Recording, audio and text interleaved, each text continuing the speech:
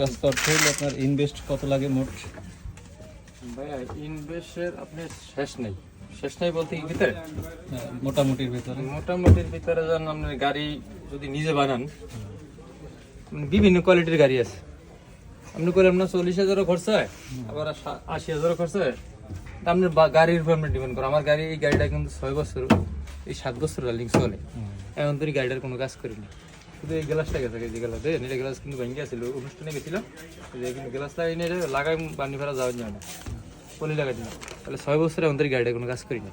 এই গাড়িটা খরচ হয়েছে আপনার 82,000 টাকা, আর এর আগেরটা খরচ হয়েছিল 75,000 টাকা, 71,000 টাকা বেশি চলেছে।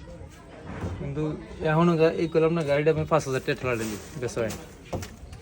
তো ধরেন আপনি এবারে 70,000 ধরে, আর মালের ডিমান্ড হলো আপনি নিজে মনে করেন মাল 50,000 টাকা আনতে পারেন, 20,000 টাকা আনতে পারেন, এটা হলো আপনার ইচ্ছা। তবে সবচেয়ে সুন্দর হলো মনে করেন সিজনে যদি আপনি যেমন এখন যদি ভুট্টার কেজি 60 টাকা হয়, তাহলে সিজন ধরেন 50 টাকা কেজিতে 10 টাকা কম। মানে ওই সময় ধরে 20 বস্তা 30 বস্তা মাল আনিয়ে আপনি শুকাইয়া ঔষধ দিয়ে থুয়ে দেন, তাহলে আপনি নিশ্চিন্তে খালি ব্যস্ত থাকবেন টাকায়। তাহলে আপনার নিজের চালানের প্রতি আর আপনার নিজের অভিজ্ঞতা। মানে এই আপনি যদি ইচ্ছা করেন যে আমি 1 লাখ টাকার মাল আনি হালাই দিন, মাল হালাই দিলে হইব না। মাল আনার পরে মাল রোদে দিলাম, শুকান লাগবে, শুকানোর পর মালটা ঠান্ডা করিয়া পলি ভরা লাগবে, পলি ভরে আবার বস্তায় ঢুকান লাগবে। তারপরে 2টা করে গ্যাস ট্যাবলেট মারতে হবে, যে ট্যাবলেটগুলো চালু দেয়, এবার 2টা করে গ্যাস ট্যাবলেট মারিয়া, হ্যাঁ গ্যাস ট্যাবলেটটা নামাল আমরা একটু পুকে ধরবো।